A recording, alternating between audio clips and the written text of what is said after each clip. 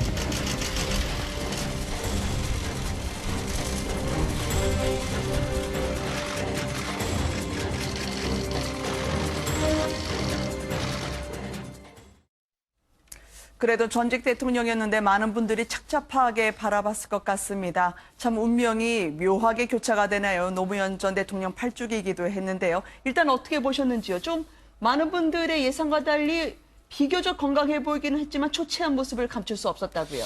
그렇습니다. 오늘이 참 역사적인 날인데 네. 그동안 53일 동안 대통령의 모습이 박근혜의 모습이 어떻을까 많은 추측도 있었습니다만은 예상과 달리 하여튼 좀 건강해 보이는 모습 같았어요. 그동안 네. 사실은 지난 대선 과정에서 홍준표 후보나 또 이제 다른 후보들이 이제 박 전 대통령의 건강 문제를 굉장히 좀 이야기를 많이 했지 않습니까? 곡기를 끊고 있다든지 여러 가지 또 네. 이야기가 나왔고 또 상당히 이제 초췌한 모습이라는 이야기가 있었는데 지금 오늘 이제 드러난 모습으로 보면 비교적 좀 건강한 모습인 것 같고 그리고 이제 또 눈 같은 경우 좀 많이 부은 모습인 것 같습니다. 네. 아무래도 이제 좀 지병이 있기 때문에 그런 것들이 좀 영향을 미쳤지 않나 싶은데 아무래도 이제 재판이 이제 구체적으로 앞으로 진행되면 일주일에 한 두세 번씩 이제 아마 서초동 법원을 왔다 갔다 해야 됩니다. 네. 그렇기 때문에 아마 앞으로는 이제 좀 더 힘든 여정들이 좀 기다리고 있지 않을까 싶습니다. 네. 수임번호 503번을 달고 서울중앙지법에 출석을 했습니다. 수임번호를 전직 대통령이 달고 나온 것도 탄핵된 지 얼마 안 돼서 구속 수감된 지 2달 안 된 시점에 국민들은 오늘 이 운명의 재판을 지켜보게 됐는데요. 박 전 대통령 입장에서는 지금 왼편 가슴에 있었었나요? 수임번호가 많은 분들에게는 오늘 좀 생경하게 보였을 것 같아요. 네, 그렇습니다. 수임번호와 함께 그리고 그 한글로 네. 4가지 글자가 써 있었는데요. 네. 맨 앞자가 나자인데 이것은 같은 구치소 내에 혹은 그 범죄에 공범이 있다는 뜻을 의미하고 네. 나머지 3자리가 지금 굉장히 지금 낯선 지금 한글로 되어 있습니다. 보통 수임번호는 수감 중인 동 호수나 그리고 층에 따라서 숫자로 구별되는 게 맞는 것인데 네. 이번에는 아마 자체적으로 저 약자를 좀 만들어서 지금 써 놓은 것으로 지금 확인이 되고 있는데요. 제가 교정본부 관계자하고 통화를 했는데 지금 저렇게 한글로 지금 나대 불츠라고 돼 있잖아요. 네. 지금 대는 대기업 뇌물 직권남용의 약자, 그리고 불은 문화예술계의 어떤 블랙리스트, 그리고 추는 동계 스포츠 영재센터 사건의 어떤 스포츠의 츠 약자를 붙여놓은 것인데 제가 교정본부 한 관계자하고 조금 전에 통화를 좀 했었는데 본인도 지금 저렇게 한글로 약자로 된 어떤 이 수임번호는 처음 봤다라고 얘기하는 것을 밀어봐서는 그리고 또 써 있는 형태가 빨간색으로 손글씨로 되어 있습니다. 어떤 인쇄나 이런 것이 아니기 때문에 아마도 구치소 측에서 자체적으로 좀 구별하고 확인할 수 있게 쓰지 않았나라는 이런 추측이 지금 가능한 상황입니다. 추측해 볼 수 있는 게요. 저것이 네. 굳이 왜 필요했었을까 생각하면 재판을 받는데 필요한 건 전혀 아니고요. 아마 박 전 대통령이나 최순실 씨 같은 경우나 다 굉장히 여러 가지 혐의 사실을 받고 있지 않습니까? 박 전 대통령은 18가지고 그러다 보니까 공범 관계에 있는 사람들도 좀 엇갈리는 경우들이 많이 있을 것 같아요. 그러니까 네. 공범들은 원칙적으로 구치소 내에서 마주치지 않도록 해야 되는 게 원칙인데 그러면 누가 어떤 재판에 있어서 어떤 혐의에 있어서 공범인가를 구치소 측에서는 아마도 관리 차원에서 좀 알아야 할 필요는 있을 것 같습니다. 그래서 이제 편의상 분류하기 쉽도록 해서 예를 들어서 조윤선 전 장관 같은 경우 블랙리스트와 겹치고 이런 부분들의 표시 때문에 아마 저렇게 빨간색으로 붙인 것으로 보이고 네. 저도 사실 처음 봤습니다. 저렇게 빨간색으로 쳐놓은 것은. 2달여 전까지는 국가원수였던 인사가 수갑을 찬 채 호선버스에서 내렸습니다. 오는 동안은 경호가 전혀 지원이 되지 않았죠. 당연히 격세지감을 느꼈을 것 같습니다. 권력 무상도 박 전 대통령 머릿속을 스쳐갔을까요? 네, 아무래도 뭐 그럴 수밖에 없을 것 같습니다. 구치소에서부터 시작해서 네. 결국 이제 서울중앙지검까지 오는 과정,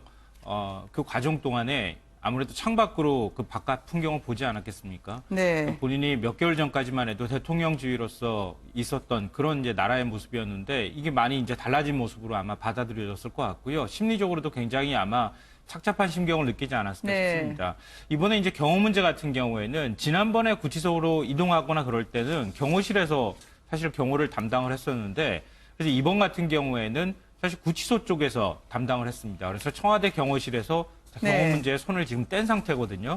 그리고 경찰에서 직접 경호를 맡은 것도 아니고 이 협조 요청을 받아서 경찰에서 경찰차라든가 아니면 네. 경찰 오토바이를 지원을 했다고 합니다. 아마 앞으로 이제 많으면 한 4차례 일주일에 이제 그 재판을 진행을 하는 이런 상황이 될 텐데 이런 식으로 경호가 계속 이루어지지 않을까 싶습니다. 네. 권력은 교체가 됐습니다. 그리고 박 전 대통령 구치소 앞을 늘 새카맣게 채웠던 지지자분들도 오늘 오기는 했는데요. 과거 같지는 않았습니다. 분명히 차이가 느껴지는 대목이었는데 일단 법원 앞으로도 태극기 집회 열리긴 했었습니다. 그 장면으로 먼저 모시겠습니다.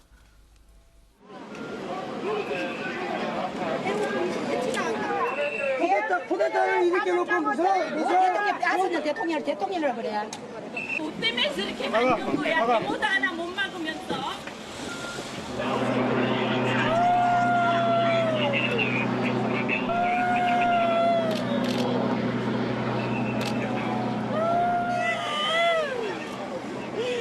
박근혜 대통령이 문제도 안 진 사람이 어떻게 사형을 당하냐고요? 울부짖고 오열하는 모습을 종종 볼 수가 있었습니다. 오늘도 많은 시민들이 거리에서 박 전 대통령이 법원에 출석하는 모습을 보면서 이런저런 말씀들, 감회 어린 이야기들이 있었을 것 같아요. 일단 공통적으로 재판을 지켜본 시민들의 반응은 네. 일단 그 표정에서는 굉장히 무거운 것이 보였다는 네. 것이 현장 취재기자의 전언입니다.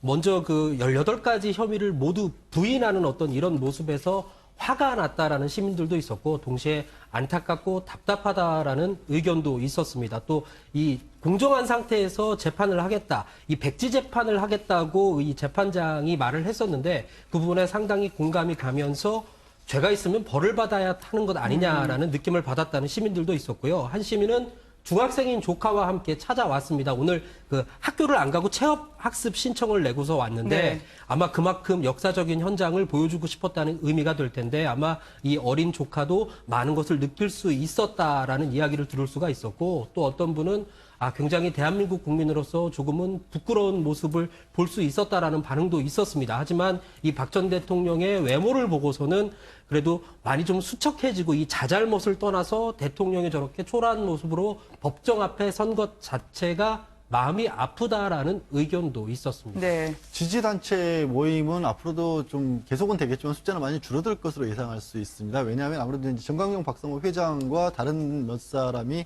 지난번 탄핵 가결 결정 이후에 굉장히 격렬한 시위를 하는 과정에서 희생자까지 만들었지 않습니까? 네. 그에 대한 책임을 경찰이 지금 묻고 있어서 일부러 구속영장까지 청구할 방침이라고 하고 또 탄핵 결정 이후 또 구속까지 되면서 시간이 좀 흐르면서 지지단체들 내부에서도 서로의 의견 때문에 약간 충돌이 있고 뭐 자금을 일부가 마음대로 이용했다는 사실 때문에 고소고발까지 이어지고 있는 상황이라서 네. 과거처럼 많은 숫자가 모이기는 힘들어 보입니다, 앞으로는. 근데 좀 하나 경계할 사실이 있는데요. 네. 자꾸 박근혜 전 대통령을 두고 정치적으로 좀 활용하려고 하는 움직임들이 있는데 그런 건 좀 하지 않았으면 좋겠다 이런 생각이 듭니다. 네. 지난 대선 기간 동안에도 새누리당 조원진 후보가 박 대통령을 병원에 데려가지 않고 지금 목숨이 위태로운 상태다 이런 식의 얘기를 했거든요. 근데 오늘 막상 이제 법정에 출두하는 모습을 보니까 전혀 이제 그런 것하고는 거리가 멀다는 사실이 이번에 이제 53일 만에 확인이 됐는데요. 네. 아직도 자유한국당 내부나 뭐 일부 이제 보수 진영 내부에서 박근혜 전 대통령을 두고 정치적으로 자꾸 언급하고 또 박 전 대통령 지지자를 좀 규합하거나 결집하려고 하는 움직임. 그걸 정치적으로 활용하려고 하는 그런 움직임들을 보이고 있습니다. 네. 이제 좀 그렇게 하지 않았으면 좋겠고요. 그러니까 사법적으로 이미 뭐 우리가 완전하게 판결을 내린 것이 아니고 형이 확정된 것도 아니고 지금 법적으로 사실 유무를 다투고 있는 상황이니까 이런 문제에 좀 집중하도록 두는 것이 일단은 맞다 이런 생각이 듭니다. 전두환, 노태우, 이 전직 대통령들 부끄러운 대한민국의 자화상이 되풀이된 그 역사가 담긴 법정으로 향하고 있는 박 전 대통령의 모습을 보고 계십니다. 지금 보고 계신 장면은 이제 재판이 끝나고 호송차에 올라갔던 모습이었는데요. 박 전 대통령 본인에게도 모든 게 처음이고 최초인 오늘 일정 아니었겠습니까? 잠시 뒤에 저희가 잠깐 화면에도 아까 소개해드렸는데요. 법정에 들어설 때 옆에 과거의 대통령 시절에는 의전비서관이 있으니까 어디로 가든 착석하는 자리를 다 가르쳐 주는데 이제는 법원 직원으로 추정되는 분들이나 방어원이 끝에서 두 번째입니다라고 얘기를 하니까 본인 스스로 되뇌이는 장면이 저희 제작진 눈에 포착이 되더라고요. 네, 이번 아마 사건 있고 난 다음에 박 전 대통령이 항상 하는 습관을 보면 꼭 옆에 있는 사람한테 자기 어느 위치에 가야 되는지를 꼭 물어보는 게 있습니다. 네. 지난번에도 보면 이제 검찰에 출두할 때도 그때 당시에 이제 검찰 그 관계자, 그 총무부장한테도 내가 이쪽에 가면 되느냐라 물어보기도 하고 네. 또 오늘도 마찬가지로 이제 출두를 하면서 어느 자리에 앉아야 되느냐 이제 이걸 묻기도 하고 보면 아마 이제 어떤 지금 전체로 보면 좀 습관적인 비슷하게 자신의 위치를 일단 확인하고 가는 것 같아요. 그리고 오늘 보면 정말 뭐 옆에 사람들한테 일체 보지도 않고 그냥 앞에 사람들 간단히 이제 목례만 한 채 네. 보였었고 특히 오늘 최순실 씨 같은 경우는 거의 뭐 지난해 9월 이전인가요? 그때 아마 독일 출국하기 전에 이후에 상당히 네. 지금 처음 만나는 거 아니겠습니까? 근데 눈길 한 번 주질 않았어요. 정말 40년직이고 한데 네. 그게 이제 이렇게 정말 전혀 모르는 척 하는 것 자체는 보면 이제 앞으로 어떤 재판을 우리가 좀 예상을 해볼 수가 있을 것 같습니다. 지난번 마지막 그 진술조서에 나왔지만 이번 상황 자체는 모두가 다 최순실 씨가 알아서 한 것이고 나는 몰랐다라는 것이 이제 전체 어떤 그 조사의 요지거든요. 그러면서 본다면 오늘 최순실 같은 경우는 이제 들어오면서 목례를 이제 박 전 대통령 향해서 하고 들어왔는데, 네. 그러니까 모든 혐의 자체를 아마 이제 최순실 씨한테로 떠넘기는 이제 그러한 어떤 좀 태도를 취할 것 같아요. 네. 그러면서 본다면 오늘 또 전혀 눈빛도 주지 않는 것 자체는 보면 나와 이 사람은 상관없다. 내가 뭐 지시한 것도 아니다. 그러니까 두 사람과 관계를 좀 어떤 선을 그으려고 하는 그러한 어떤 행동으로 저는 읽혔습니다. 네. 그러니까 오늘 법정 모습에서 저는 한 두 가지 정도가 굉장히 이렇게 주목이 됐는데요. 네. 첫째로는 박근혜 전 대통령이 어떤 모습으로 나타날 것인가 이 부분이었는데 그 생각보다 그러니까 예상했던 네. 것보다는 훨씬 더 꼿꼿하고 본인 스스로가 굉장히 단정하려고 하는 애쓴 흔적들이 발견됐다는 겁니다. 네. 그럼 박 전 대통령이 내가 여기서 허물어지면 안 되겠다. 내가 굉장히 강하게 버텨야 되겠다고 하는 그런 심적인 어떤 그 자존감이나 이런 것들이 아직 굉장히 살아남아 있다. 이런 것들을 네. 보여줬다고 볼 수 있고요. 둘째로는 박 전 대통령과 최순실 씨가 어떻게 조우하는가. 이게 제일 큰 관심사였을 겁니다. 그쵸. 오늘 재판 내용 중에서 박 전 대통령이 모든 혐의에 대해서 부인할 것이다라고 하는 건 이미 예측이 됐던 상황이었는데 다만 최순실 씨하고 딱 조우했을 때 어떤 표정과 어떤 태도를 보일 것인가가 굉장히 큰 관심사일 수밖에 없었습니다. 그런데 박 전 대통령이 의도적으로 최순실 씨를 외면하는 것 같은 그런 느낌을 받았거든요. 네. 왜냐하면 사람이 본능적으로 앞에 시야가 들어왔을 때 그 주변을 살피는 게 그게 본능 중에 하나거든요. 근데 애써서 그런 쪽을 시야를 두지 않고 외면했다고 하는 것은 그러니까 박 전 대통령이 의도적으로 그런 행동을 보였다고 볼 수 있는 겁니다. 근데 이거는 달리 표현하면 최순실 씨하고 얼굴이 마주쳤을 때 인상이 구겨진다거나 아니면 정반대로 뭐 웃는 표정을 짓는다거나 이렇게 했을 때 정치적으로 여러 가지 해석의 여지가 나올 수 있기 때문에 네. 그런 해석의 여지를 차단하겠다고 하는 점도 있을 것 같고요. 최순실 씨하고 박근혜 전 대통령은 어차피 공범관계일 수밖에 없는 상황이기 때문에 그런 부분에서 나는 전혀 관련이 없다라고 하는 점을 좀 상징적으로 보여주기 위해서라도 애써 외면하는 모습을 보이지 않았나 싶습니다. 공소 사실을 검찰이 읽는 동안에 무표정하게 지켜보고 동의하지 않는 모습을 보였다고 합니다. 박 전 대통령 오로지 앞에 정면만 응시하는 모습이었었는데요. 본인이 오늘 손수 올렸던 올림머리 자체도 스스로 자존, 마지막 남은 것을 잃어버리지 않겠다라는 표현일까요? 그렇게 지금 해석하는 이야기들이 참 많은데요. 사실은 취재진들도 오늘 박근혜 전 대통령이 호송차에서 내려서 어떤 모습으로 그 얼굴을 드러낼지가 네. 굉장히 관심사였습니다. 그래서 애초에는 이 올림머리에 필요한 이 실핀, 이 금속 재질이기 때문에 이 반입이 안 되기 때문에 아마 머리를 내린 모습으로 오지 않을까라고 예상한 취재진들도 참 많았는데 네. 차에서 내렸는데 의외로 올림머리 형태로 내려와서 굉장히 놀랐다. 취재진도 그런 얘기를 전했고요. 그때 당시 급하게 이제 기자들이 여기저기 확인을 한 겁니다. 도대체 어떻게 올림머리 형태의 스타일로 지금 머리를 하고 왔을까. 그래서 확인을 했더니 이 1,660원짜리 이 집게 핀으로 뒷머리를 이제 짚은 다음에 네. 나머지 머리는 이 머리핀 3개로 고정을 했는데 개당 390원짜리라고 지금 교정당국에서 확인을 해줬고요. 저희 제작진이 한번 확인을 해봤더니 총 2,830원 정도를 들여서 집게핀과 이 머리핀을 사서 이렇게 올림머리를 했다. 아마 이 올림머리를 고수한 건 그 구치소 내부에서도 그리고 그 시민에게 얼굴을 드러낸 53일 만에 얼굴을 드러낸 그 모습 속에서도 아마 흐트러진 모양새를 보이지 않으려는 어떤 이 박근혜 전 대통령의 성격과 무관하지 않다는 것이 현장 기자들의 느낌이었습니다. 네, 좀 흥미로운 장면 중에 하나가 최순실 씨도 뒤로 머리를 묶었거든요. 네. 최순실 씨가 묶을 때 사용했던 그 머리핀하고 집게핀하고 박근혜 전 대통령이 사용했던 핀하고 똑같은 핀이었습니다. 출처가 같아서 그런 걸까요? 아니면 그러니까 기호가 비슷한 걸까요? 구치소에서 그 판매하는 게 그런 핀밖에 판매하지 않으니까 네. 그걸 이제 영치금으로 사서 각자 이제 그 핀을 하고 나온 건데 공교롭게도 똑같은 핀을 이제 하고 나왔다는 점에서 좀 흥미로웠고요. 네. 박근혜 전 대통령이 저렇게 단정한 모습을 보였다고 하는 것은 앞으로 재판에 있어서도 계속 혐의를 부인하겠다고 하는 상징적인 의미를 보여준다. 이렇게 볼 수 네. 있을 것 같습니다. 박 전 대통령에 대한 증언 굉장히 많은 것들 중에 공개적인 자리에서 단 한 번도 흐트러진 듯한, 그러니까 편한 자세를 보여주지 않는다라는 거죠. 뭐 국회에서 네. 국회의원 시절에 의정활동할 때 심지어 의자에 기대지 않는 모습을 본 적이 없다. 본인이 승용차를 타고 가면서조차도 등받이에 웬만하면 잘 안 기댄다라고 하는데 오늘도 그런 자세를 유지를 했어요. 그러니까 뭐 말씀들 하시신 것처럼 정치적으로 무죄를 계속해서 주장하는 것일 수도 있고 어떻게 보면 평생 동안 이미 이제 대통령 시절에 박정희 전 대통령 시절부터 퍼스트레이디의 역할을 했던 그런 것들이 몸에 배서 그런지 모르겠는데 그런 어떤 꾸며진 모습들 때문에 결국에는 그게 이어지다가 오늘날의 어떤 불행한 일까지 맞게 된 거 아니겠습니까? 네. 저는 이제는 좀 자연인다운 모습도 물론 뭐 여성으로서 단정하고 이런 외모를 넘어서서 조금은 이제 자신을 보여주는 모습도 좀 보기를 기대하고 있고 무엇보다 이제 재판을 일주일에 3번씩이나 받아야 합니다. 당장 내일 모레는 단독으로 오고 네. 이 판사들도요 하루 종일 법대에 앉아 있는 거 굉장히 고통스럽거든요. 이게 그렇게 앉아서 재판을 받는 것 자체가 물리적 육체적으로도 힘이 들어가는데 언제까지 저렇게 꼿꼿함을 고집을 할지 좀 인간적으로 걱정스럽기도 합니다, 사실. 판사의 직업을 묻는 질문에 무직입니다. 그리고 셀프 올림머리라고 오늘 많은 분들이 칭했는데요. 남색 전투복. 물론 구속 수감되거나 아니면은 본인의 사저로 돌아갈 때의 그 옷인지는 좀 더 확인이 필요합니다만 박 전 대통령은 놓치고 싶지 않은 무엇이 있었던 것 같아요. 특히 언론들의 해석을 마치 보란 듯이 반박하는 듯한 그런 메시지가 읽히기도 하고요. 그렇죠. 이제 전직 대통령이라고 이야기를 하지 않는 것 자체는 보면 뭐 우리가 뭐 해석입니다만은 네. 그러니까 여전히 본인의 어떤 마음 속에는 일단 대통령이다라는 좀 생각을 하고 있는 것 같아요. 네. 그렇지만 현재로서는 이제 본인이 무직이다라는 걸 이야기하고 있는 것 같고 이거 이제 어떤 본인의 입으로는 대통령이라는 말을 이제 언급하지 않았지 않습니까?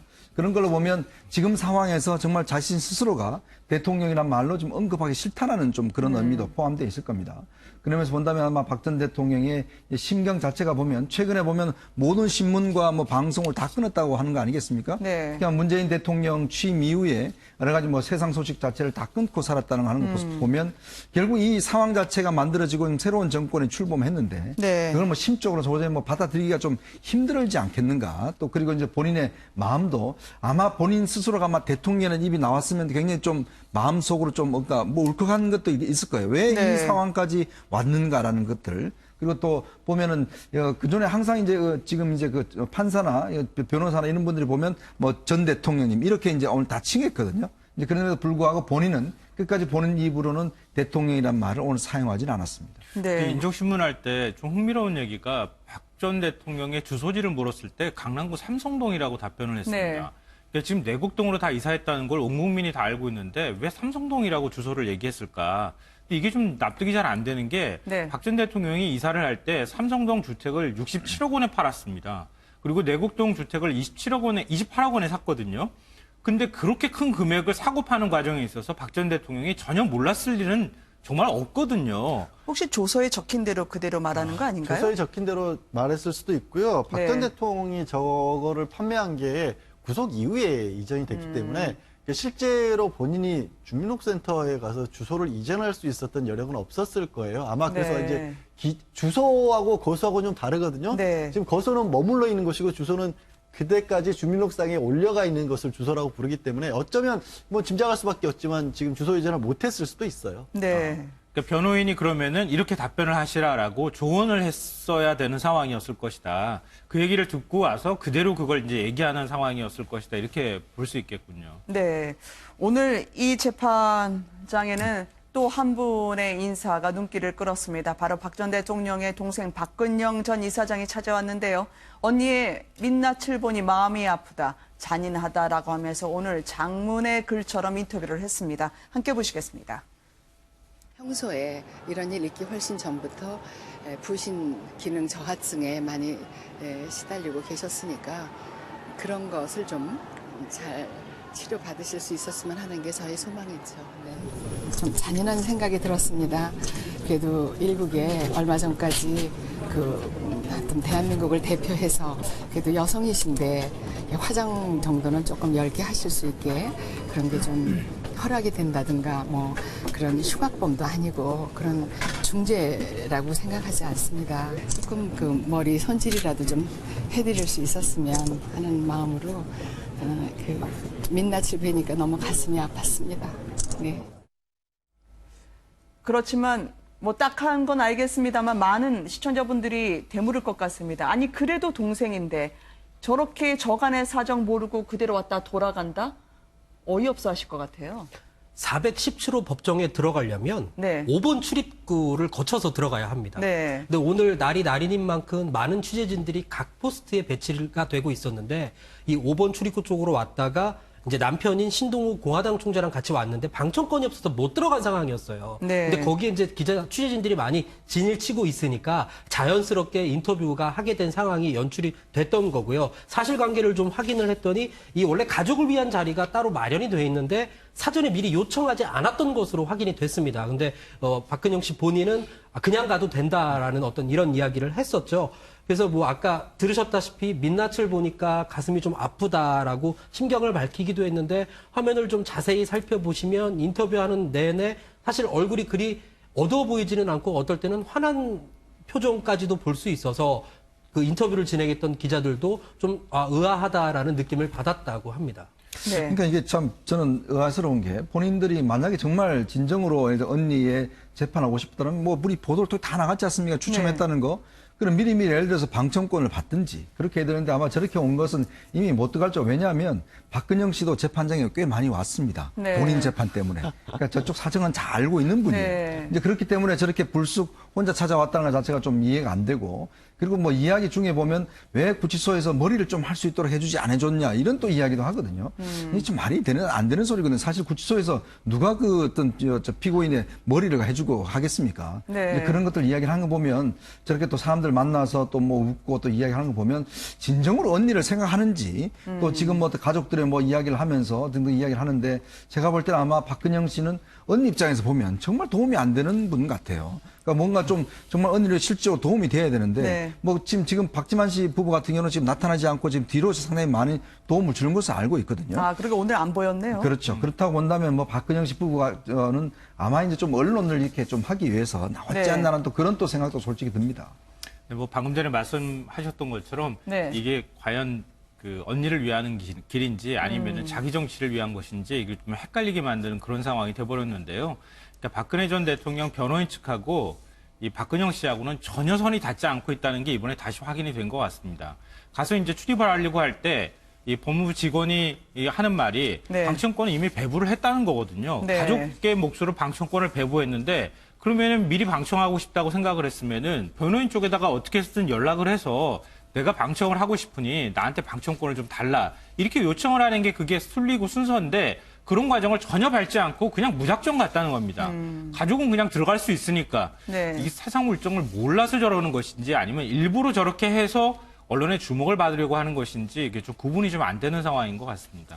남동생 박지만 회장은 정말 오늘은 보이지 않았네요. 그러니까 박지원 회장 같은 경우에는 초반에 이제 구속될 시점부터 이제는 내가 나서서 누나에 대해서 좀 챙겨야겠다라는 의지는 보였죠. 근데 아마도 이제 대통령이 변호인을 선임하는 과정이나 이런 곳에서 박지만 이지 회장과는 연락이 닿지 않았던 것 같아요. 그러니까 네. 말씀을 드리는 이유는 여전히 박지만 회장 같은 경우에는 돕고 싶다는 의사를 밝히고 뭔가 노력도 했을 것 같고 또 구속된 직후에 이제 아내인 서양희 변호사가 찾아가기도 했었지 않습니까? 네. 하지만 실제 만남도 이루어지지 않았고 그 이후에도 또 만났다는 소식이 안 들어온 걸로 봐서는 박 전 대통령이 계속해서 본인의 어떤 의지로 재판을 끌고 가고 있지 동생의 도움을 받거나 하고 싶지는 않은 것 같다. 물론 구속되기 전에 짧게 오랜만에 만나기도 했었지만 네. 그런 태도가 바뀌지 않았기 때문에 도움을 주고 싶어도 돕지도 못하는 상황에서, 그러니까 변호인 설명하고 뭐 여러 가지로 돕지도 못하는 상황에서 누나가 꼭 저렇게 재판을 받는 초래한 모습을 현장에서 보고 싶지는 않았던 것 같아요. 네. 그래서 못 나온 게 오히려 인지상정이 더 가까울 것 같습니다. 그러니까 박 전 대통령이 구속될 때 그때 아마 굉장히 많은 국민들이 그렇게 생각하셨을 거예요. 이제는 최순실 씨하고는 완전히 인연을 끊고 네. 이제 가족들의 도움을 받았으면 좋겠다.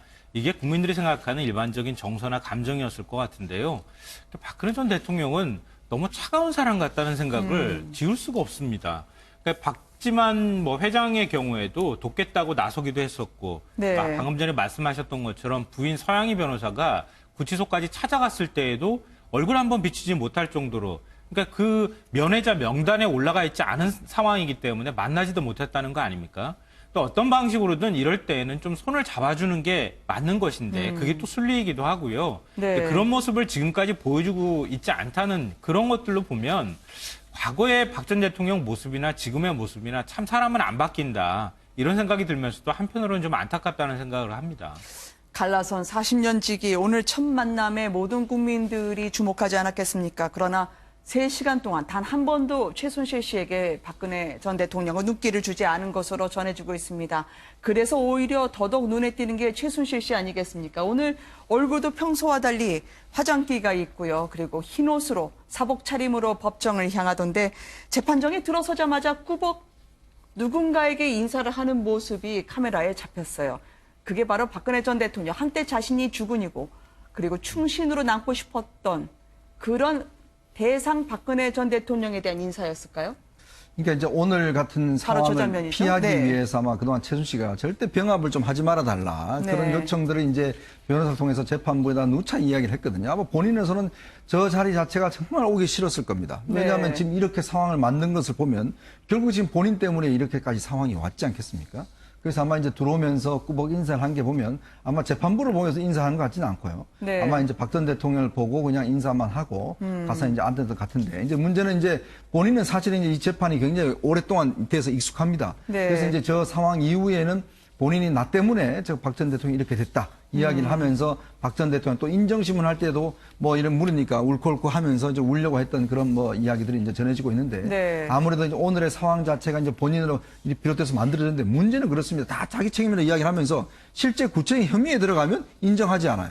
그거 보면 결국은 겉으로는 다 자기가 자기 책임이라고 이야기를 하는데 네. 혐의 자체에 대해서는 이걸 내가 한 게 아니고 고영태가 했고 또 고영태가 무슨 검사하고 지금 뭐 윤석열 지금 지검장하고 했고 뭐 이런 네. 식으로 다 책임을 지금 떠넘기는 거죠. 이제 그런 면에서 보면 참 최순실도 보면 굉장히 이중적인 모습이 아닌가. 그리고 또 네. 오늘 재밌는 게 뭐냐면 그 재판부 이제 검사 측 향해서 지금 이제 그 담당 이제 한웅재 부장 같은 경우에 지난번 돈봉투 지금 자리 때문에 지금 곤욕을 치르고 있지 않습니까? 그렇죠. 그러니까 왜 이런 거는 수뢰죄로 안 들어가느냐라고 해서 오히려 이제 지금 검사 측을 향해서 공격을 하고 있거든요. 그러니까 그런 면에서 보면 아마 최순실 이제 지금 재판 전략은 어쨌거나 이 재판 자체는 결국 이제 고영태와 그다음에 검사 그리고 지금 현재 공소유지를 하고 있는 검사 측도 공격을 하면서 상당히 이제 적진을 향해 좀 흔들어 놓겠다. 아마 이런 전략을 좀 쓰고 있는 것 같아요. 오늘 네. 새 친구들이 눈에 띄었죠. 네. TV 화면에 많이 보였던 친구들이 있는데 가장 오래된 친구가 노태우 전 대통령과 전두환 전 대통령의 두 사람의 모습도 저 같은 법정이었도. 그렇죠. 근데 그 법정인데 한동안 사이가 정치적으로 안 좋아서 갈라지고 있다고 구속돼 있으면서 한 신문이 특종을 한 사진이 있지 않습니까? 두 사람이 판사 앞에 나란히 섰다가 네. 손을 가볍게 잡았다 놓는 모습, 화해하는 네. 모습이 보였었고 또 오늘 이제 봉화마을에서 노무현 전 대통령의 추모식이 있었는데 거기에 이제 문재인 대통령과 노무현 전 대통령은 친구가 또 섰었고 네. 오늘 그런데 또 하나의 친구라고 할 수 있는 박근혜 전 대통령과 최순실 씨 같은 경우에는 상당히 세간의 관심을 말씀하신 것처럼 한 7개월 만에 만나는 사람들인데 네. 40년 지기의 우정이 어떻게 비칠까 했는데 박 전 대통령은 끝내 한 번도 눈길을 주지 않아서 저 두 사람은 법정에서도 앞으로 어떻게 풀어나갈지 앞으로 이제 재판이 계속될 거니까요. 오늘 같은 모습을 보일지 어느 순간인가 노태우 전 대통령과 전두환 전 대통령처럼 화해하는 모습을 보일지도 하나의 어떻게 보면 씁쓸한 관심이 되겠네요. 최순실 씨가 지금 판사가 주소를 물어보는데 돈까지도 못 갔습니다. 강남구 하면서 왜 무너졌나요? 오늘 2번 이제 흐느끼거나 울먹이는 장면이 연출이 네. 됐습니다. 현장에 방청했던 그 취재 기자들의 말에 따르면 최순실 씨는 들어올 때부터 이미 심리적으로 많이 흔들리고 있었다는 걸 느낄 수 있었다라고 이야기를 했습니다. 네. 최순실 씨는 이번이 첫 재판이 아니고 계속 재판정을 왔다 갔다 했기 때문에 그때 본 모습과는 너무나 달랐다고 얘기를 했거든요. 그래서 그 인정신문을 할 때 이제 주소를 대답할 때 처음부터 이제 그 심리적으로 너무 무너졌기 때문에 목소리가 굉장히 작았는데 이제 판사가 왜 이렇게 작게 얘기하느냐, 조금 더 크게 얘기해달라고 하면서 강남구라고 대답했을 때 한 번 흐느꼈다라고 얘기하고요. 두 번째는 이제 재판이 마무리될 때쯤에 박근혜 전 대통령 그리고 최순실 그리고 신동빈 롯데회장 순으로 하고 싶은 이야기를 하라라고 얘기를 했을 때 최순실 씨가 이렇게 얘기를 했습니다. 40년 동안 지켜본 대통령을 이 자리에 나오게 해서 너무 죄인인 것 같다라는 말을 하면서 네. 울먹였다라고 합니다. 근데 최순실 씨가 한 말 중에 바로 뒤에 이제 이어서 한 말이 있는데요. 이게 네. 굉장히 저는 흥미로웠습니다. 이 박 전 대통령이 뇌물이나 이런 범죄를 했다고 보지 않는다. 검찰이 몰고 가는 행태라고 생각한다. 이렇게 얘기했거든요. 네. 이 얘기를 가만히 곱씹어보면요. 뇌물죄 문제와 관련해서는 최순실 씨도 공범이거든요. 근데 박근혜 전 대통령이 뇌물과 관련되어 있는 범죄를 저지른 거라고 자기는 생각하지 않는다. 이렇게 얘기를 해버렸다는 것은 자기는 상관없이 박 전 대통령이 뇌물 범죄를 저지른 것처럼 지금 얘기를 했다는 겁니다. 네. 근데 이 발언은 앞으로 만약에 재판이 계속 진행되는 과정에서 박 전 대통령과 최순실 두 사람이 어찌 보면 서로 간에 책임을 떠넘기는 상황으로도 갈 수도 있겠구나.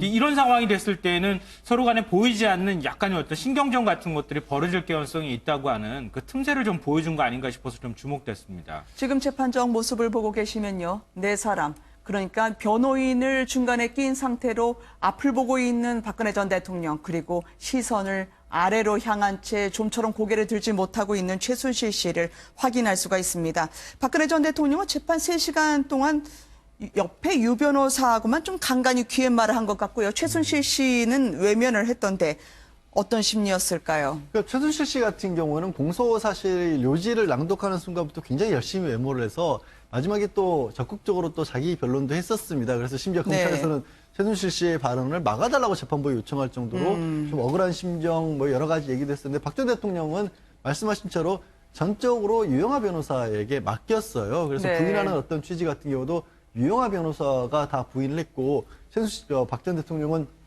재판부에서 물어봤을 때도 변호인과 같은 의견이라 정도로 짤막하게 얘기를 했습니다. 그러니까 네. 원래 잘 적극적으로 나서서 얘기를 안 하는 그런 박 전 대통령의 타입이 오늘 법정에서도 고스란히 유지가 됐고요. 네. 유영하 변호사가 계속해서 그러니까 거의 단독으로만 지금 재판에도 관여를 하고 있다라는 게 오늘 법정에서도 드러났죠. 뒤에 물론 같이 뭐 이상철 변호사라든가 최경선 변호사도 자리에 배석은 했습니다만은 옆자리에 앉는 변호사가 가장 중요한 변호사거든요. 심리 관리부터 시작해서 사건에 갈 모든 걸 다 꿰고 있는 그런 변호사가 옆자리에 항상 앉는데 유영하 변호사가 단독적으로 그렇게 입장 정리를 하고 있는 모습이 앞으로도 계속될 것으로 보입니다. 그러니까 유영하 변호사는 그동안에 이제 그 출원과 상상에 기인해서 만들어 놓은 뭐 이른바 엮인 재판이다 뭐 이런 그 얘기들을 계속 주장을 해왔는데 오늘도 뭐 역시 마찬가지의 주장을 했습니다.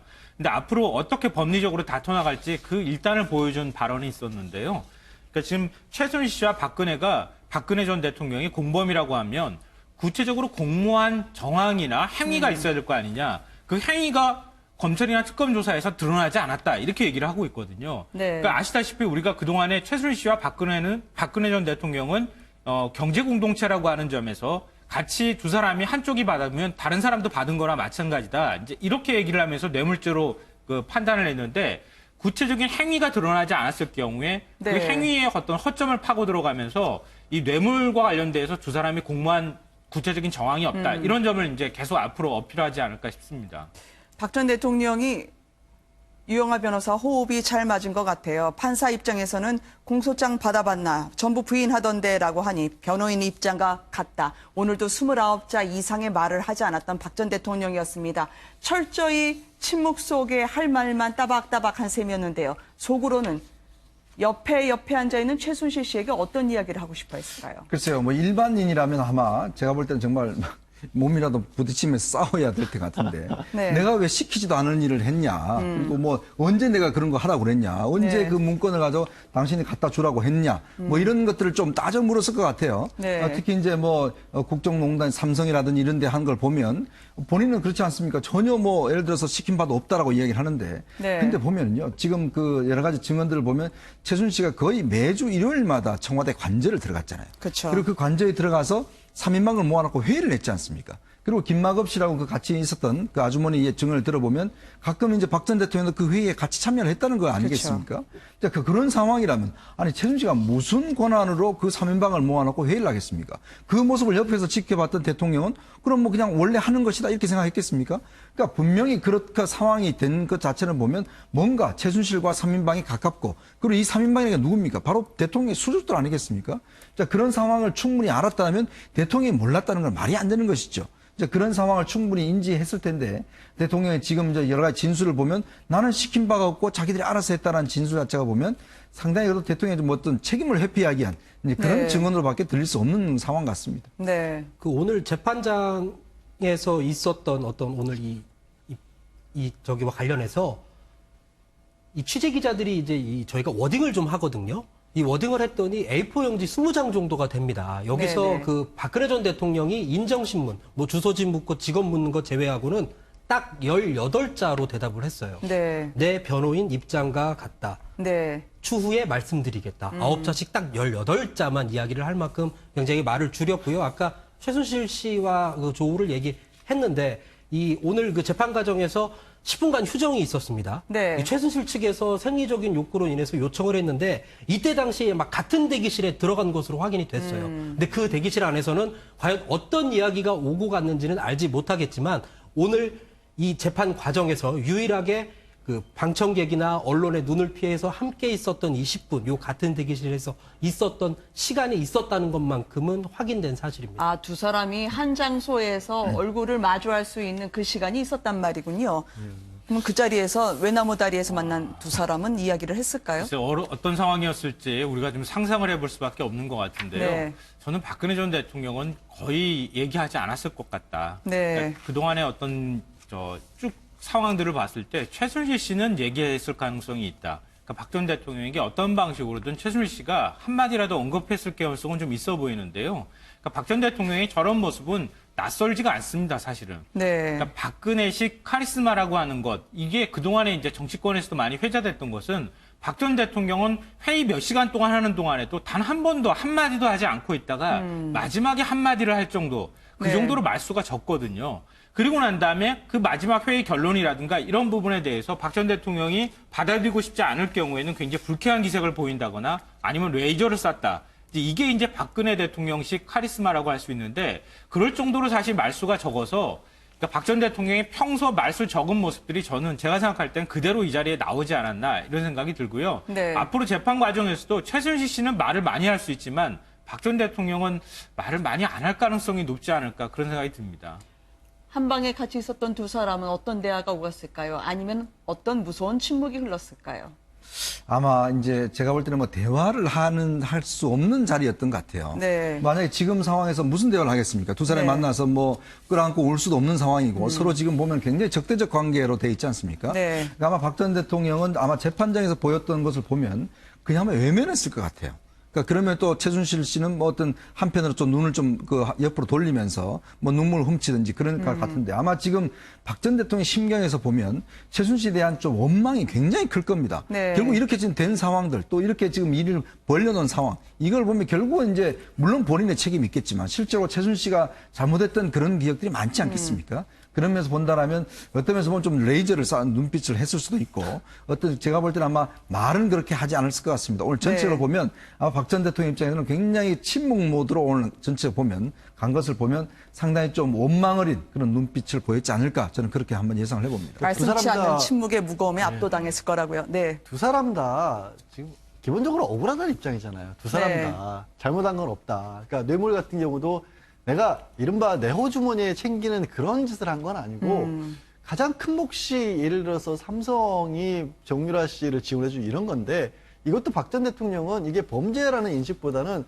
승마를 잘하는 선수를 육성을 하고 그게 하필이면 자신과 가까운 사람의 어떤 딸이었다라는 것 외에는 개인적인 어떤 사적으로 이익을 추구하기 위해서 한 것은 아니다라는 네. 입장이에요. 그게 일종의 인지 부조화라고 해야 될까요? 계속해서 이런 부분이 실제로 대통령이기 때문에 그런 식으로 행동해서는 안 된다는 게 문제가 될 수 있다라는 거고, 그게 정유라 씨를 도와준 게 하필 승마를 도와준 와중에 그런 것더라도 뇌물이 될 수 있다라는 부분을 인식을 못 시켰어요. 아직까지도 제가 봤을 때 유영하 변호사가. 네. 그렇기 때문에 두 사람도 억울하기만 한 거예요. 무슨 할 말이 있겠습니까? 그런 상황에서 우리가 실제 잘못했으니 어떻게 빠져나가도 이런 얘기를 하겠습니까? 아니면 왜 너 그런 식으로 행동을 했냐라고 할 수도 있는 것도 아니에요. 둘 다 네. 억울하고 둘 다 정치적인 모함으로 가고 있기 때문에 아마 할 말 안 했을 겁니다. 아마. 네.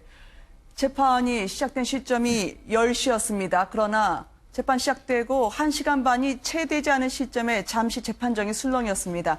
이경재 변호사가 휴정을 요청했기 때문이죠. 의뢰인이 아마 본인이 생리적인 현상이라고 휴정을 해달라고 요청했던 모양입니다. 최순실 씨가요. 그렇지만 이렇게 재판정을 향해서 휴정을 요청한 게 전에도 적지 않았었습니다. 헌법재판소 그때도 비슷했는데요. 함께 보시겠습니다.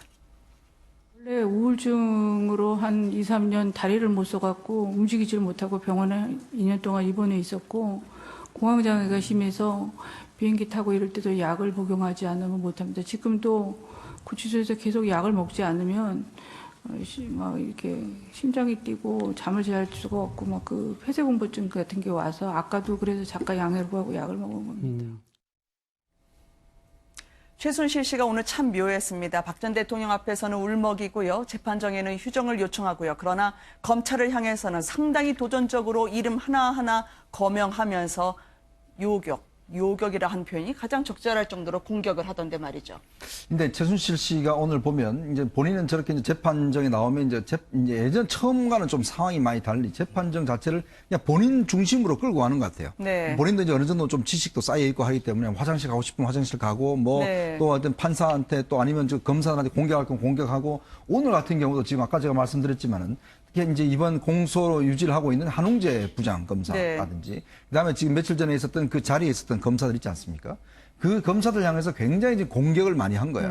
결국 당신들도 술했지 아니냐, 결국 네. 부정처사 후 술했지 아니냐, 뭐 이런 식으로 공격을 하면서 결국은 이 사건과 관련해서 돈 100만 원씩 받은 거에 대해서 이제 공격을 한 거거든요. 네. 그러니까 이렇게 되면 사실 검사들도 보면 물론 뭐 황당한 공격이긴 하지만 본인도 좀 위축될 수가 있어요. 그러다 보면 재판장에 지금 이제 공소 유지를 하고 또 어떤 여러 가지 이제 추상같이 따져야 되는데 이제 네. 그런 부분들 좀 위축시키기 위한 하나의 이제 전략으로 그러니까 최순 씨가 보면 오늘 검사를 향해서 상당히 공세 높은 이야기를 한 것 같습니다. 네. 심리적으로 보면요, 최순실 씨는 굉장히 심리적으로 불안정한 사람입니다. 네. 막 하늘 꼭대기까지 올라갔다가 바닥으로 뚝 떨어졌다가 이게 기복이 굉장히 심한 스타일이라고 볼 수 있는데요. 네. 오늘 박 전 대통령 이번에 이제 재판하는 과정에서도 뭐 울먹울먹했다가 그다음에 검찰한테는 막 공격적으로 나왔다가 이런 감정의 이복이 굉장히 심하거든요. 그리고 또 본인의 생리 현상 해결하겠다고 해서 사실 저런 정도의 어떤 재판이라고 하면은 모든 사람들이 굉장히 심리적으로 위축돼 있기 때문에 네. 뭐 생리적 욕구를 해결하겠다고 이렇게 얘기하기도 좀 사실 쉽지 않은 상황일 거거든요.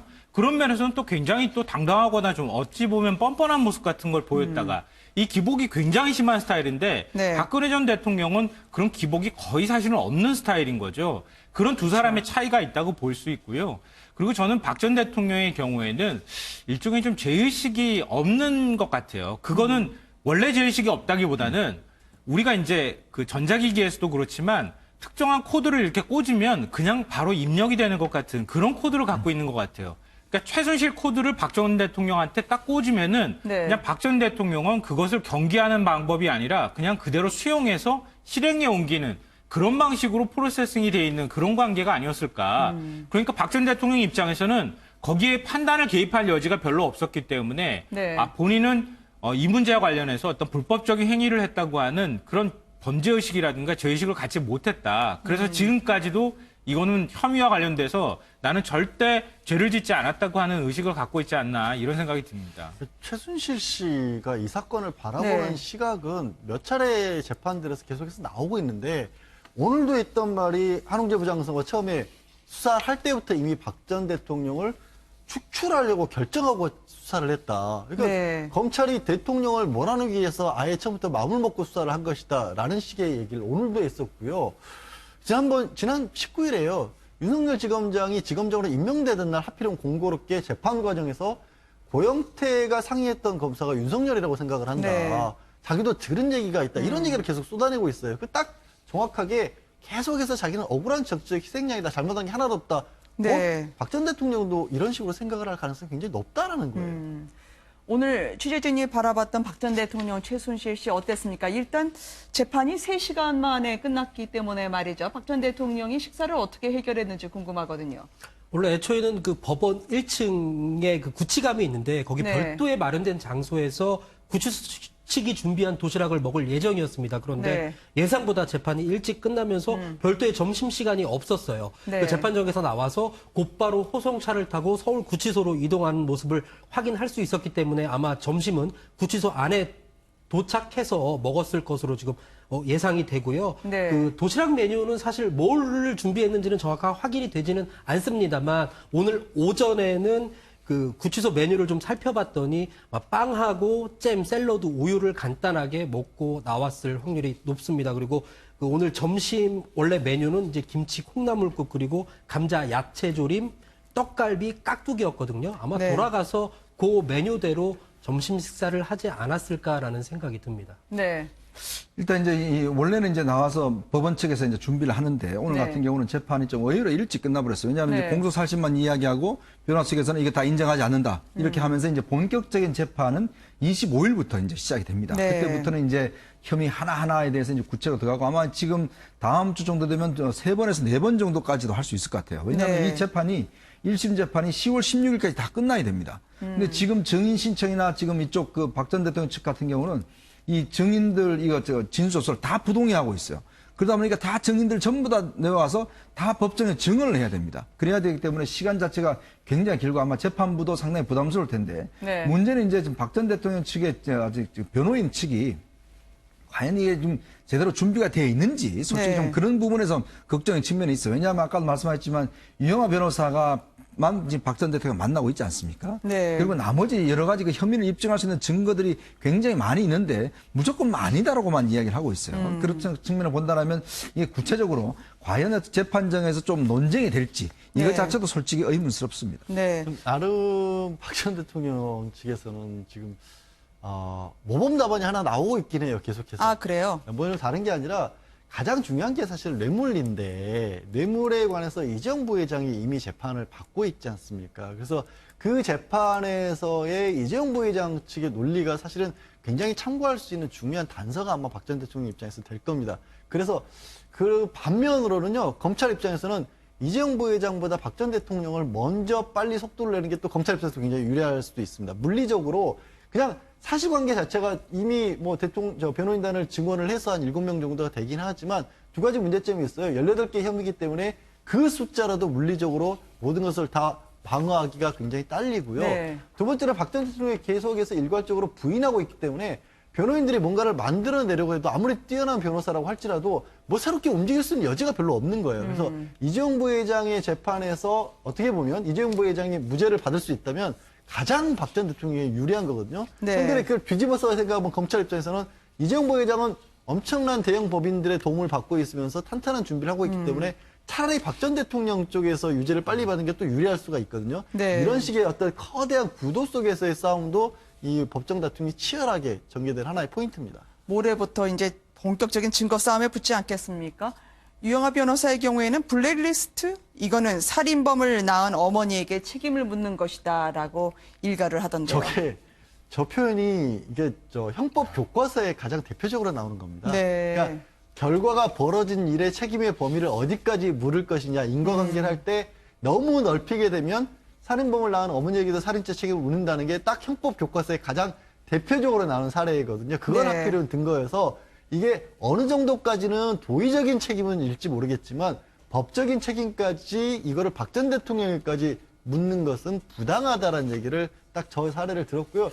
유영하 변호사는 그래요. 공소사실 같은 경우도 얘기를 하면서 아주 구체적인 어떤 정황들을 요구를 하고 있는데 네. 사실 뇌물과 관련해서 그러면 구체적인 정황을 얘기를 한다고 하면 언제 어느 때 누가 몇 사람이 만나서 그 장소에서 이렇게 저렇게 앞으로 하자라는 모의사실까지 공소사실에 들어가 있어야 된다를 주장하고 있는 건데 아시겠지만 이 뇌물과 같은 경우 공모관계는 그렇게 되는 건 아니거든요. 그러니까 순차적으로 박 전 대통령의 어떤 의지를 갖고 내지는 최순실의 어떤 생각을 했었을 때 실행 과정 하나하나가 건너가면서 순서에 따라서 마치 점선을 이어가듯이 되는 공모관계도 있는 거라서 저 네. 부분은 크게 큰 영향은 없을 것 같습니다. 검찰의 증거라고 하는 게 어떻게 다 언론 기사뿐이냐라고 오늘 유영아 변호인이 이야기를 하던데요. 앞으로 박 전 대통령, 최순실 함께 심리를 해야 되나? 최순실 씨는 살을 내는 고문이라고 하지 말아달라고 했지만 결국 오늘 재판부는 양해하라라고까지 하면서 병합해서 같이 심리하기로 했습니다. 이 같은 결정을 받아들이는 유영아 변호사 그리고 이경재 변호사의 입장 한번 들어보도록 하겠습니다. 저희는 유감스럽지만 재판부의 결정이기 때문에 받아들이도록 그렇게 한다고 아까 말씀을 올렸습니다. 무엇보다 기록 검토 시간이 많이 필요하다라는 거를 많이 어필을 하셨는데요. 이 부분에 대해서는 어떻게 생각하십니까? 사실이니까요. 항고 일정에 대해서 무리가 있는 부분이 있습니까? 그렇습니다. 욕하지 않겠습니다. 오늘 여러 가지 말을 많이 했습니다. 이게 이제 그 정치적인 투쟁은 끝났다. 걱정, 드라마틱한 정치적인 투쟁은 끝났다. 이제 남아 있는 것은 법정에서 가려야 되는데 법정에서는 법과 정의, 양심, 이성에 따라서 법정에서 판결해 주기 바란다. 그냥 간곡하게 부탁을 했습니다. 이제 정치적 투쟁은 끝났다. 냉정하게 법적인 이성에 호소한다라는 이경재 변호사의 이야기를 들으셨는데요.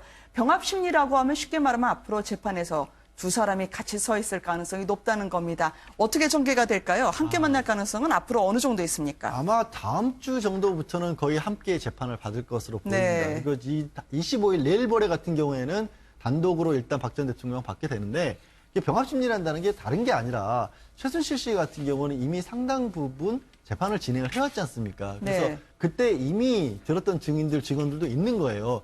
그러면 그때 나왔던 것들이 재판부에 다 기록이 돼 있기 때문에 그것만 가지고 재판을 할 수 있으면 시간이 상당히 줄어들 수 있는데 네. 만약에 따로 하게 되면 그때 최순실 재판할 때 불렀던 사람 다시 불러가지고 다시 또 박 전 대통령 재판에서 얘기를 해야 되는 그런 상황이지 않습니까? 그래서 이걸 아예 묶었고 이거에 대해서 이제 애초에 최순실 씨 측에서 주장을 했던 건 뭐냐면 최순실은 특검에서 기소를 했고 박 전 대통령은 검찰 특수본에서 기소를 했기 때문에 이게 다른 절차로 가야 된다라고 했는데 수사와 기소 유지는 또 별개의 절차로 볼 수 있기 때문에 네. 일반 재판의 경우에도 수사검사와 기소검사는 달라지는 경우가 대부분입니다. 네. 그때 법리적으로 봤었을 때도 충분히 두 사람을 묶어서 하나의 재판하는 게 효율성 면에서도 그렇고 법적인 면에서도 그렇고 충분히 병합이 가능하다는 결정을 오늘 한 거고 오늘 재판부의 결정 중에 가장 중요한 결정은 사실 이 병합 결정이었습니다.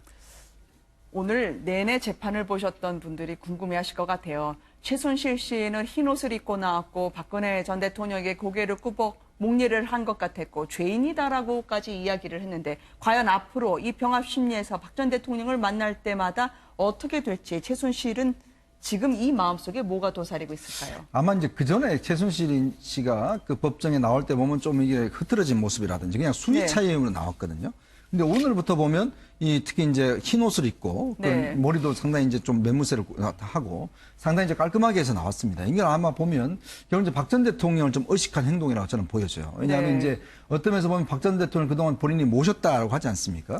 그렇기 때문에 박 전 대통령과 이제 재판이 진행될 때마다는 아마 지금부터는 조금의 태도가 좀 달라질 것 같습니다. 네. 오늘 또 보면 이제 흰색을 입었는데 아마 이제 더운 여름이니까 좀 흰색을 입을 수도 있고 또 한편의 의미에서는 뭐 자신의 결백, 어떤 뭐 무죄, 뭐 이런 것들을 주장하는 뭐 그런 또 의미도 있을 수가 있고. 네. 또 이제 그런 어떤 여러 가지 옷에서 보면 박 전 대통령은 아마 이전에 좀 구속됐을 때 옷은 이제 워낙 두꺼운 옷이었기 때문에 네. 따로 이제 그 아마 영치를 받은 것 같습니다. 그래서 네. 아마 이제 재판장에 입고 나왔는데 아마 박 전 대통령도 오늘 보시면 이제 구두를 신고 나왔어요. 그러니까 네. 밖에서 신던 구두를 신고 나왔거든요.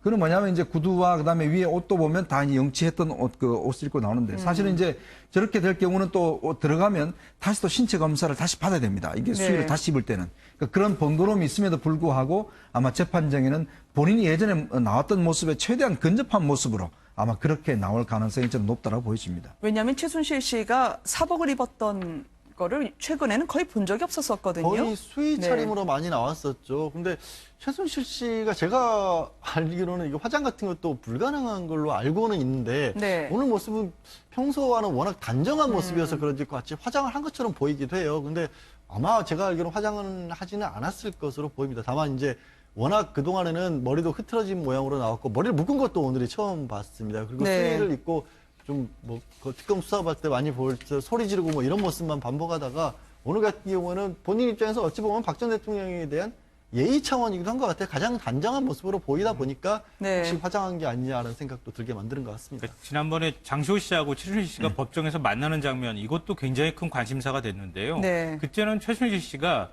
수의를 입고 나왔었습니다.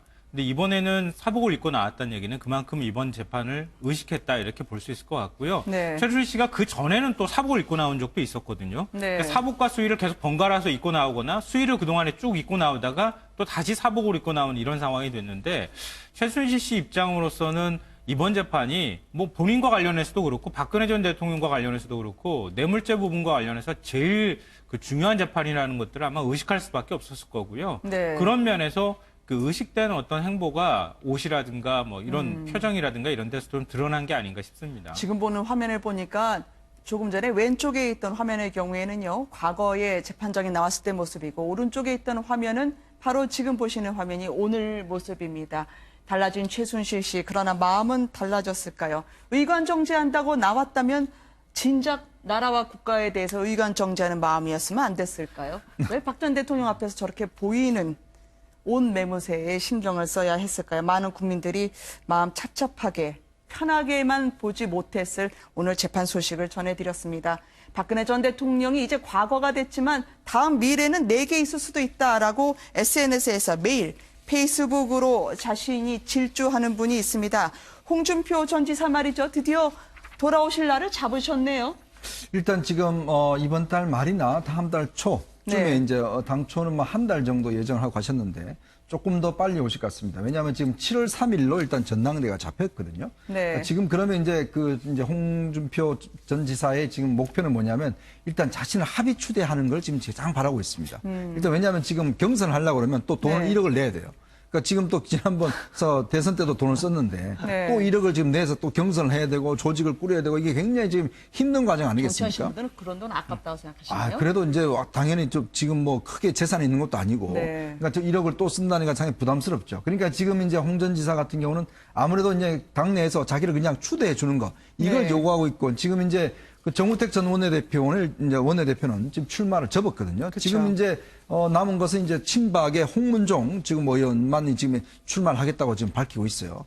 그러니까 홍문종 의원이 지금 출마 의지를 꺾지 않는 한은 이제 경선이 치러질 겁니다. 네. 그런 면에서 볼 때는 이제 홍준표 전 지사가 빨리 와서 조직을 좀 추스리고 또 자기 세력을 지금 모아야 하는 지금 과제가 있거든요. 그래서 아마 좀 빨리 귀국을 하는 것 같습니다. 네. 근데 이게 홍준표 지사 측근이 한 말을 보면 지금 이제 6월 초라고 자꾸 말씀하셨지만 60민주항쟁 기념일에 맞춰서 들어올 것이다 이런 네. 얘기가 지금 나오고 있는데요. 어울리세요?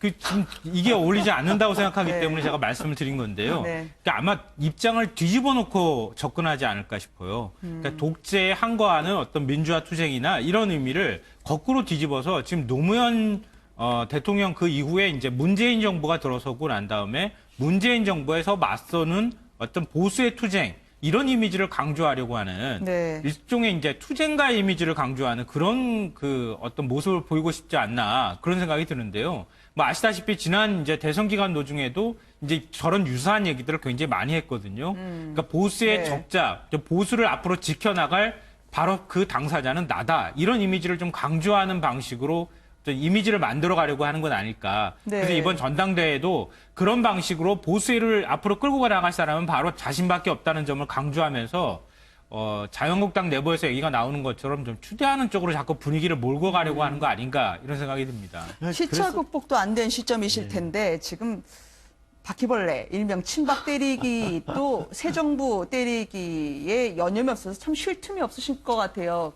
굉장히 미국의 뭐 아들 신혼집에서 말이죠. 할 말이 없으니까 가신다고 한 것 치고는 말씀은 아니지만 SNS 네. 정치를 너무너무나 어마어마하게 하고 있죠. 네. 특히 지금 4대강 사업과 관련해서 이거는 명백한 어떻게 보면 좌파 정권이 잘못된 어떤 것이다. 또 이게 잘된 것이 자기 신이 어렸을 때 낙동강 주변에서 살았기 때문에 지금의 녹조 현상이 그때도 있었다라는 식의 얘기를 하고 있고 이거는 또 문재인 대통령 후보, 당시 후보 시절에 토론회에서도 두 분이 각을 이뤄서 또 얘기도 했던 그런 부분 아니겠습니까? 네. 철저하게 정치 보복이다. 이거는 결국에는 사실 자유한국당도 현재 지지율은 당 지지율이 한 자릿수가 나올 정도로 굉장히 추락하고 있는 건데 살려낼 사람은 나밖에 없다라는 얘기를 하는 거고 그 방법으로서 결국 현 정권에 대해서 각을 세우고 다투고 싸우고 때리는 방법을 찾는 것 같아요. 그러다 네. 보니까 정권도 때려야죠. 또 안에 내부에 있는 자유한국당 내에 여전히 굳건하고 있는 친박도 때려야 되죠. 이제는 더 나아가서 이 친박 내를 받치고 있는 당직자들까지도 또 때리는 얘기도 하고 계시더라고요. 근데 그러다 보니까 슬슬 SNS 정치, 아직은 정치라고까지 말하기는 좀 어렵지만 이 어떻게 보면 홍준표 지금 전 후보를 견제할 수 있는 세력들, 사람들을 또 친박도 찾고 있는 것 같아요. 네. 주목받고 있는 게 황교안 전 총리 같은 경우도 SNS에 자신의 과거에 대해서 시작하셨더라고요. 좀 해명도 하신 게 네. 혹시 이게 또 그런 대안카드의 하나로서 거론되는 게 아니냐라는 조심스러운 예측도 나오고 있는 상황입니다. 홍준표 전 지사 빼고 자유한국당 원내대표 또 대표 권한대행 빼고 여야 지도부가 총 출동한 곳이 있습니다. 바로 봉하마을이었는데요. 노무현 전 대통령 서거 8주기였습니다. 노 전 대통령의 친구이자 동지 아니겠습니까? 문재인 대통령은 이제 대통령이 돼서 친구를 참배하는 자리에 다시 섰습니다. 오늘 추도식 모습 한번 보시겠습니다.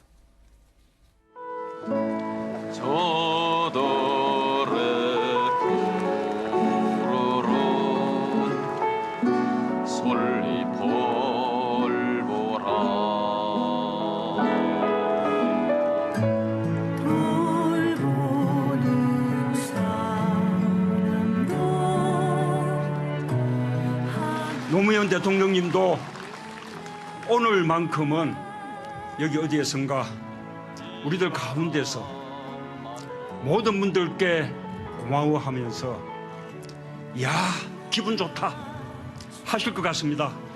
애틋한 추모의 마음이 많이 가실 만큼 세월이 흘러도 더 많은 사람들이 노무현의 이름을 부릅니다.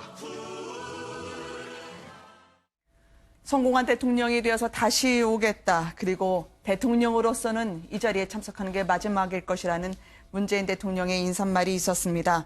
1,004마리의 나비가 오늘 날아갔는데요. 그 뒤에 결국 눈물을 훔칠 수밖에 없었던 문재인 대통령이었습니다. 이 자리에 정호택 대표 권한대행이 왜 안 오셨죠? 오늘 국회 그 오전에 그 원내 대책회의에서 기자들이 네. 가장 먼저 질문했던 부분이 바로 이 부분이었습니다. 네. 왜 박맹우 총장이 갔냐? 그랬더니 자기가 개인 사정이 있는 거니까라고 대답을 했거든요. 네. 근데 사실은 이 알려지기로는 이 추도식 참석을 앞두고 이 자유한국당 내에서 어떤 찬반 의견이 엇갈린 것으로 지금 알려졌는데 네. 이런 얘기가 나왔습니다. 박정희 전 대통령 추도식에 진보 진영의 인사나 당 대표급 인사가 참석 안 하는데 굳이 가야 할 이유가 있느냐 이런 의견이 나온 것으로 알려지고 있는데요. 네. 사실은 이 그 자유한국당의 전신인 새누리당을 포함해서 이 대표급 인사가 이 추도식에 가지 않은 게 3년 만의 일입니다. 네. 그 지난해에도 그 20대 총선 참패 직후였는데 당시에 그 정진석 원내대표가 참석을 했었고 그 전에는 김무성 대표가 참석한 바가 있는 거죠. 그러니까 3년 만에 처음으로 지금 가지 않은 상황이 벌어진 겁니다.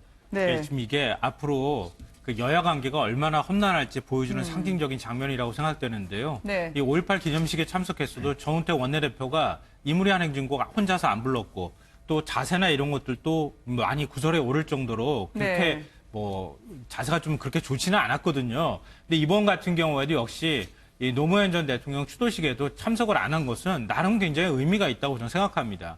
그러니까 앞으로 지금 홍준표 전 지사가 얘기하는 것처럼 좌파의 투쟁이라든가 이런 방식으로 이념 투쟁화되어 있는 그런 식의 어떤 정당 구도를 만들어 갔으면 한다라고 하는 그런 그 속내라든가 이런 게 좀 담겨 있는 행보인 것 같고요. 네. 결국은 이제 그 지금 압도적으로 사실 지금 야권이라든가 이런 쪽의 지지세가 높은 상황이지만 이 보수층의 어떤 변화라고 하는 게 결국 야권으로 금방 넘어갈 수 있는 것은 아니라고 판단을 하고 보수층을 하나로 자꾸 결집하는 방식으로 좀 대립 전선을 그어서 야권하고 좀 적대적인 관계를 유지하는 방식으로 자꾸 자기 지지층을 유지할 개연성이 높다. 네. 그러기 위해서는 여야 관계가 굉장히 앞으로 갈 때 협조를 할 경우에는 그 존재감이 사라질 가능성이 있기 때문에 계속 대립 전선을 긋거나 대립각을 그어나갈 가능성이 있다는 걸 좀 보여주는 것 같습니다. 네. 오늘 추도식을 보면 2년 전에 당시에 김무성 대표를 향해서 작심 발언을 했던 종북몰이 그렇게 바쁘시다 이제 왔다라는 그 발언 때문에 물세례까지 나왔지 않았습니까? 유족인 노건호 씨가 오늘은 달라졌습니다. 외모 달라진 거에 대해서도 이렇게 여유 있게 말할 정도로 바뀌었네요. 정권이 교체됐습니다. 함께 보시겠습니다. 전직 대통령이 NLL을 포기했다며 내리는 비 속에서 정상회의록 일부를 휘토하듯 줄줄 읽으시던 모습이 눈에 선한데 국가기밀문서를 뜯어서 읊어대고 국정원을 동원해 댓글 달아 중국몰이 해대다가 아무 말 없이 언론에 흘리고 불쑥 나타나시니 진정 대인배의 풍모를 뵙는 것 같습니다.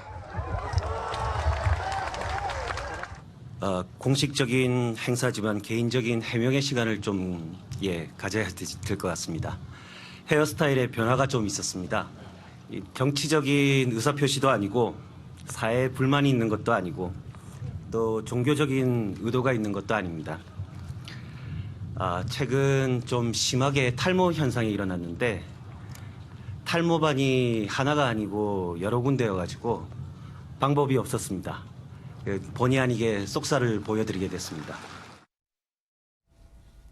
이런저런 이제 오시는 분들이 궁금해했던 것 같은데 저렇게 툭 털어놓고 얘기하는 노건호 씨의 마음에 이제 여유가 들어서는 걸까요? 글쎄요, 한 2년 전 모습하고는 너무 다른 좀 모습이죠. 네. 사실 2년 전에는 그때 이제 NLL 관련해서 지난 14 남북 공동 선언할 때 그 김정일과 노무현 대통령이 만나서 뭐 양보하기로 했다 뭐 이런 이야기 때문에 사실은 당시 김무성 전 대표 그때 그 현장에 와 있었지 않습니까? 네. 그래서 거기서 아주 그 노골적으로 이제 비판을 했죠. 그때 김무성 전 대표가 옆자리에 있던 문재인 그때 당시 대표한테 저런 이야기 하는 줄 알았어? 라고 이제 물으니까 문재인 대표도 전혀 몰랐다라고 이제 손살을 칠 정도로 그런 네. 상황이었는데 이제는 좀 홀가분한 것 같습니다. 결국 이제 문재인 대통령이 되어서 처음으로 이제 오신 행사에 저렇게 홀가분한 마음으로 이야기할 수 있다는 것들. 아마 원형 탈모증에 걸린 것 같아요. 꽤 많이 이제 머리가 네. 빠져서 본인이 저렇게 이제 머리를 깎고 나오신 것 같은데 오늘의 행사는 상당히 이제 의미가 있는 것 같습니다. 결국은 노무현의 가장 친한 친구였던 문재인. 이 결국 이제 대통령에 대해서 왔고 또 그런 것들이 이제 국민들 많은 사람들한테 좀 이제 다시 한번 그 노무현의 정신을 이야기할 수 있는 그런 기회가 되었다는 것. 이런 네. 것들이 아마 아들인 노건호 씨를 봐서는 상당히 의미가 있었던 것 같습니다.